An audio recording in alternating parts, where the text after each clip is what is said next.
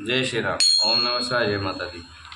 कल आपको कल्याण संहिता में ऋषियों से सूची तथा वामदेव जी के स्कंद से प्रश्न और प्रणवार्थ निरूपण के लिए अनुरोध। आज आपको सुनाएंगे प्रणव वाचार्थ रूप सदाशिव के स्वरूप का ध्यान, वर्णाश्रम धर्म के पालन का महत्व, ज्ञानमयी पूजा, संन्यास के पूर्वक भूत नंदी श्राद्ध एवं ब्रह्मयज्ञ आदि का वर्णन। ध्यान से सुने। स्कंद ने कहा, श्री स्कंद ने कहा,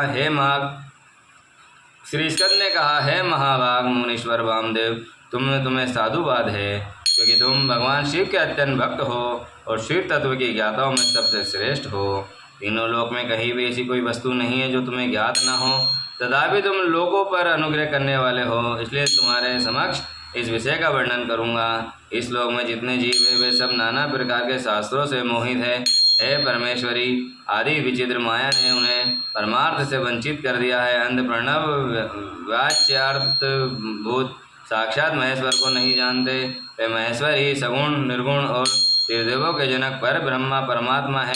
अपना दाहिना हाथ उठाकर तुमसे शपथ पूर्वक कहता हूँ, ये सत्य है, सत्य है, सत्य है। मैं बारंबार इस सत्य को दोहराता हूँ कि प्रणव के अर्थ को साक्षात शिव ही हैं।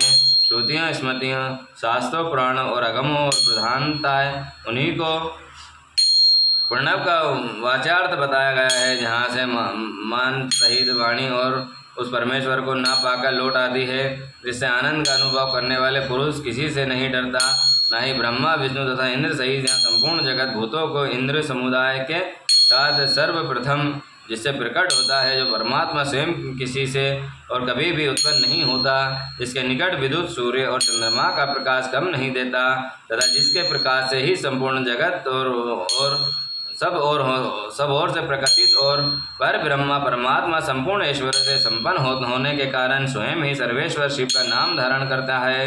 हृदयाकाश के भीतर विराजमान जो भगवान शंभु मुमुक्ष पुरुषों के हृदय हैं, सर्वव्यापी प्रकाशतम भास्वरूप एवं चिन्मय है, जिनके परम पुरुष की पराशक्ति शिवा भक्ति भाव से सुलभ मनोहरा निर्गुण और अपने गुणों से ही निगुण और निष्कल है।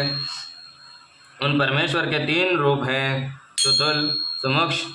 इन दोनों परे मुने मुमुक्ष योगियों को नित्य क्रमश से उनके इन स्वरूप का ध्यान करना चाहिए। वे शंभु निष्कल संपूर्ण देवता के सनातन आदि देव ज्ञान किया स्वभाव एवं परमात्मा कहे जाते हैं। देवादिदेव साक्षात मूर्ति सदा शिव है। ईशान आदि 5 मंत्र उनके शरीर हैं। वे महादेव जी पंचकला रूप हैं। उनकी अंग कांति शुद्ध स्फटिक के समान उज्ज्वल है। वे सदा प्रसन्न रहने वाले तथा शील आभा से युक्त हैं। उन प्रभु के 5 मुख 10 भुजाएं हैं, 15 नेत्र हैं। ईशान मंत्र उनका मुकुट मणित मस्तक है। तत्पुरुष मंत्र उन पुरातन प्रभु का मुख और है और अघोर मंत्र हृदय है। वामदेव मंत्र गृह प्रवेश तथा सगोजात मंत्र उनके पैर हैं। इस प्रकार वे पंच मंत्र रूप हैं। वे ही साक्षात साकार और निराकार परमात्मा हैं। सर्वज्ञाता आदि 6 शक्तियों के उनके शरीर के 6 अंग हैं। वे शब्द आदि शक्तियों से सुफर्त हृदय और कमल के द्वारा सुशोभित हैं। वाम भाग में मनोन्मणि नामक अपनी शक्ति से विभूषित हैं। अब मैं मंत्र आदि 6 प्रकार के अर्थों को प्रकट करने के लिए जो अर्थोपयांश की पद्धति है उसके द्वारा प्रणव की समष्टि और व्यष्टि संबंधी भाव अर्थ का वर्णन करूँगा। परंतु पहले उपदेश का क्रम बताना उचित है, इसलिए उसी को सुनो। मुने इस मानव लोक में 4 वर्ण प्रसिद्ध हैं। उनमें से जो ब्राह्मण क्षत्रिय और वैश्य हैं, ये तीनों वर्ण हैं, उन्हीं की वैदिक आचार से संबंध है और त्रिवेणी को सेवा है जिनके लिए सब सारभूत धर्म है। उन शूद्रों वे ध्यान में अधिकार नहीं है। यदि त्रिवेणिक अपने आश्रम का धर्म पालन करते हैं, यदि अनुराग के साथ लगे हों, तो उनका ही श्रुतियों की स्मृतियों में प्रतिपादन धर्म के अनुष्ठान में अधिकार है। जैसे कि इसमें शूद्रों के लिए जो बोला है, अब बहुत से लोग जो होते हैं उनको गलत पकड़ लेते हैं ना, लेकिन उसमें आगे कोई नहीं सुनता है। जैसे शूद्र नाम आ जाता है तो लगता है कि भैया हमको धर्म से हटा देते करते। ऐसा कुछ भी नहीं है। उसमें क्या लिखा है, अधिकार नहीं है ना, मतलब पूजा करने का अधिकार, विधान का अधिकार नहीं, मतलब वेद पढ़ने का अधिकार नहीं है ना। नहीं है। यदि त्रिवेणी अपने अपने आश्रम धर्म के पालन में आर्थिक अनुराग के साथ लगे हों, यानी कि वो सारे नियम, कर्म, धर्म, मांस मदिरा का सेवन नहीं करते हैं, किसी चीज़ों को गलत संगत में नहीं रहते हैं, तो उनका भी श्रुतियों और स्मृतियों के प्रतिपादित धर्म के अनुष्ठान में अधिकार है। तो उनका भी पूजा पाठ में हर चीज़ में अधिकार है। इसलिए कोई भी आपको तोड़ने की कोशिश करे या बोले कि नहीं भैया आप छोटी समाज या किसी भी प्रकार की कोई चीज़ करे, तो उन लोग को सारी चीज़ें हटा दो, उनकी किसी की बातों मत लगो और अपने कर्म को प्रधान बना दो, ताकि आप भी मतलब ग्रंथों के पाठ कर सको, सुन सको या सुना सको सबको। इसमें लिखा है कैलाश संहिता में 630 और 631 पेज पे। ठीक है, आगे सुनो। अनुष्ठान में अधिकार है, दूसरे को कदापि नहीं है। श्रुति और स्मृति में प्रतिपादन कर्म का अनुष्ठान करने वाला पुरुष अवश्य सिद्धि को प्राप्त कर लेता है। ये बात वेदोक्त मार्ग के दिखने वाले परमेश्वर ने स्वयं कही है। वर्ण धर्म, आश्रम धर्म के पालन जनित पुण्य परमेश्वर पूजन करके बहुत से श्रेष्ठ मुनि उनके सुजस को प्राप्त हो गए हैं। ब्रह्मचार्य का पालन से ऋषियों के यज्ञ कर्मों के अनुष्ठान से देवताओं की तथा संतानोत्पादन से पितरों की तृप्ति होती है, ऐसा श्रुति ने कहा है। इस प्रकार ऋषि श्रण, देव श्रण तथा पितृ ऋण इन तीनों से मुक्त और वानप्रस्थ आश्रम प्रविष्ट होकर मनुष्य शीत, उष्ण तथा सुख दुखादि धंधों को सहन करते हैं। जितेंद्रिय, तपस्वी और मताहारी हो, यम नियम और योग का अभ्यास करे, तो जिससे बुद्धि निश्चल तथा अत्यंत दृढ़ हो जाए, उसी प्रकार के मत अभ्यास करके शुद्ध चित्त हुआ पुरुष संपूर्ण कर्मों को संन्यास कर दे। समस्त कर्मों का संन्यास करने के पश्चात ज्ञान के समाधान में तत्पर रहे। ज्ञान के समाधारों को ही ज्ञानी में पूजा कहते हैं। वह पूजा जीव की साक्षात शिव के साथ एकता को बोध कराकर जीवन मुक्ति रूप फल देने वाली है। यतियों के लिए इस पूजा को सर्वोत्तम तथा निर्दोष समझना चाहिए। महाप्रज्ञ, तुम पर स्नेह होने के कारण लोकोनुग्रह की कामना से मैं उस पूजा की विधि बता रहा हूँ, सावधान होकर सुनो। साधक को चाहिए कि वे संपूर्ण शास्त्रों के तत्वार्थ ज्ञाता, वेदांत ज्ञान के परागण तथा बुद्धिमानों में श्रेष्ठ आचार्य की शरण में जाएं। उत्तम बुद्धि से युक्त एवं चतुर साधक आचार्य के समीप जाकर विधि पूर्वक दंड परिणाम आदि के द्वारा उन्हें यत्न पूर्वक संतुष्ट करें। फिर गुरु जी आज्ञा ले वे 12 दिनों तक केवल दूध पीकर रहे। तंत्र शुक्ल पक्ष की चतुर्थी या दशमी को प्रातः काल विधिवत स्नान कर शुद्ध चित्त हुआ विधान साधक नित्य कर्म करके गुरु को बुलाकर शास्त्रोक्त विधि से नंदी श्राद्ध करें। नंदी श्राद्ध में विशेष देवों की संज्ञा सत्य और वासु बताई गई है। प्रथम देवाश्रम में नंदी मुख देवता ब्राह्मण, विष्णु और महेश कहे गए हैं। दूसरे ऋषि श्राद्ध में उन्हें ब्रह्मषि, देव ऋषि तथा राजश्री कहा गया है। तीसरे दिव्य श्राद्ध में उनमें वासु, रुद्र और आदित्य संज्ञा दी गई है। चौथे मनुष्य श्राद्ध में सनक आदि 4 मुनीश्वरों के नंदी मुख देवता हैं। 5 भूत श्राद्ध में 5 महाभूत, नेत्र आदि 11 इंद्र समूह हैं तथा जयराजु आदि चतुर्विध प्राणी समुदाय नंदी मुख माने गए हैं। छठे पितृ श्राद्ध में पिता, पितामह, प्रतिमहा ये तीनों नंदी मुख देवता। 7वें मात श्राद्ध में माता, पिता मही और पिता प्रतिमही इन तीनों नंदी मुख देवता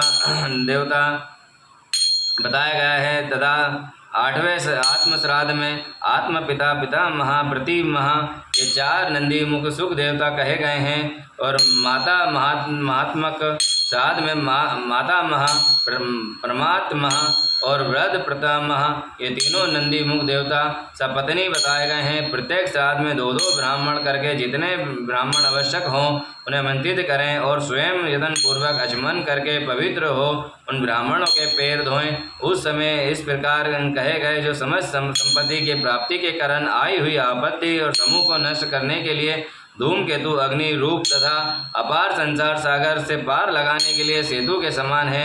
वे ब्राह्मणों की चरण धूलियाँ मुझे पवित्र करें जो अपत्य रूपी घने अंधकार को दूर करने के लिए सूर्य अभिष अर्थ को देने के लिए कामधेनु तथा समस्त तीर्थों के जल से पवित्र मूर्तियाँ हैं। वे ब्राह्मणों की चरण धूलियों मेरी रक्षा करें, मेरी रक्षा करें।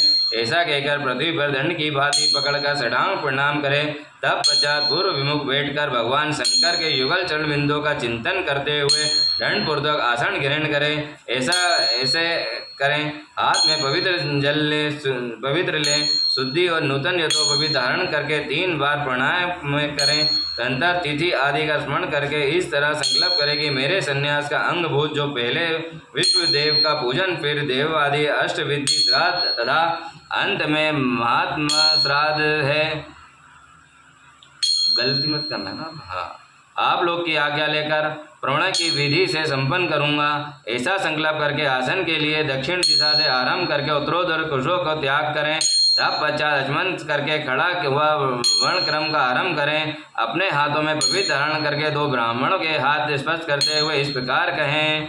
विश्वदेवार्थ भवन्तो प्रणय भव द्रवायन नांदी श्राद्ध क्षण प्रसादनीय। अर्थात हम विश्वदेव श्राद्ध के लिए आप दोनों का वर्ण करते हैं। आप दोनों नंदी श्राद्ध में अपना समय देने के लिए कृपा करें।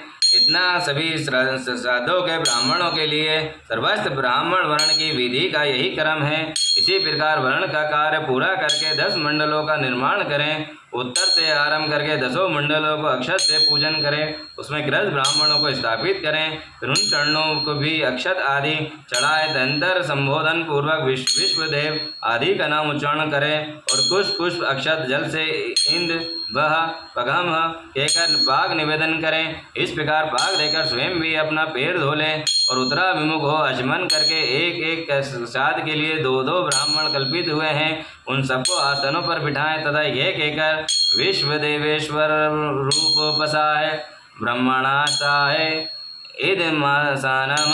विश्वदेव देवेश्वर ब्राह्मण के लिए यह आसन समर्पित है। यह कुश का आसन दे, स्वयं भी हाथ में कुश लेकर आसन पर स्थित हो जाएं। इसके बाद कहें असीम मनहंदी मुख श्राद्धे विश्वदेवार्थ है भाव भवान्दया क्षण कीर्तियाम।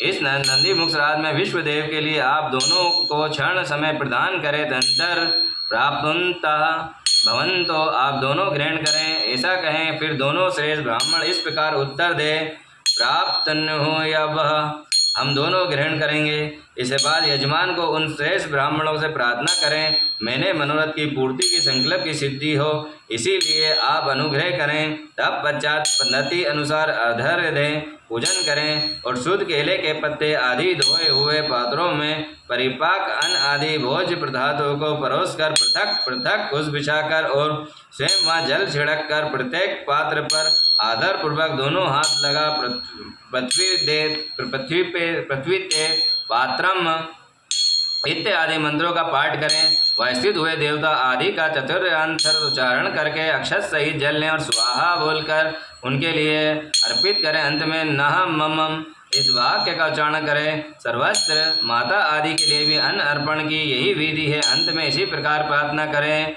यत्पादापदासा स्मरणात् यशः नाम जपदीपि न्यून कर्म भवते पूर्णता वंदे सांबिम सर्वम।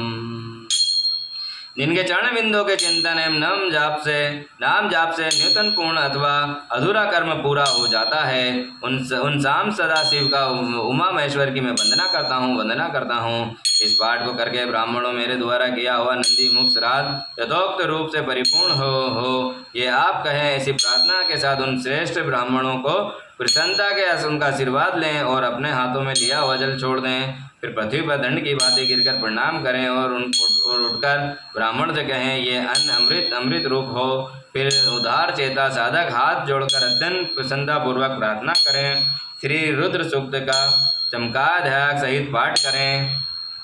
पुरुष सूक्त की विविध आवृत्ति के मन में भगवान सदाशिव का ध्यान करते हुए ईशान सर्वधि विद्यमान इत्य 5 मंत्रों का जप करें। जब ब्राह्मण लोग भोजन कर चुके हों तब रुद्र सूक्त का पाठ समाप्त करके क्षमा प्रार्थना पूर्वक ब्राह्मण से पुनः अमृत पिधान मासी स्वाहा यह मंत्र पढ़कर उत्तर पोषण के लिए जल दें। अंदर हाथ पैर धो और आचमन करके पिंडदान के स्थान पर जाएं। वहाँ पूर्व विमुख बैठकर मनोभाव 3 बार प्राणायाम करें इसके बाद मैं नंदी मुख श्राद्ध का अंगभूत पिंडदान करूँगा। ऐसा संकल्प करके दक्षिणा लेकर उत्तर की ओर और 9 रेखाएं खींचें। उन रेखाओं में क्रमशः 12-12 पूर्वक पुष्प बिछाए। फिर दक्षिण ओर से देवता आदि के लिए 5 स्थानों पर चुपचाप अक्षत जल छोड़ दें। पित्त वर्ग के तीनों स्थानों पर क्रमशः अक्षत जल छोड़कर 9 माता महादी के लिए स्थान पर भी मर्जन करें। तब पश्चात अत्र पितरो माध्यधवम कहकर देवादि के 5 स्थानों पर क्रमशः अक्षत जल छोड़ें। इस प्रकार अब जेजन दे 5 स्थानों पर प्रत्येक के लिए 3-3 पिंड दें। इसी तरह शेष स्थानों पर भी करें। अपने गृह सूत्र में बताई हुई पद्धति के अनुसार यहाँ पिंड पृथक पृथक देने चाहिए। फिर पितरों को सद्गुणाएं जल के लिए जल अक्षत अर्पित करें।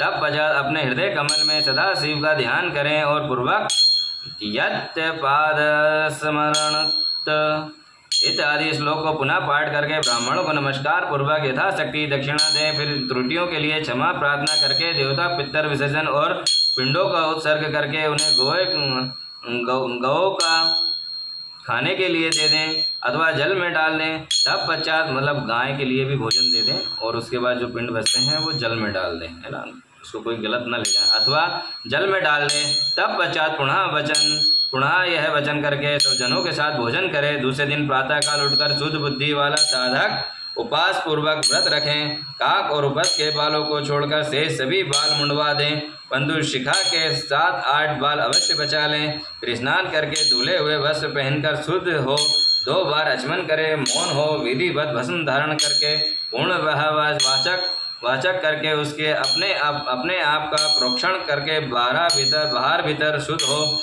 ओम द्रव्य के आश्रय की दक्षिणा द्रव्य को छोड़कर शेष सभी द्रव्य महेश्वरान प्राण बुद्धि से ब्राह्मणों और विशेषतः शिव भक्तों को बांट दें। तंत्र गुरु रूपधारी शिव के लिए वस्त्र आदि की दक्षिणा दें।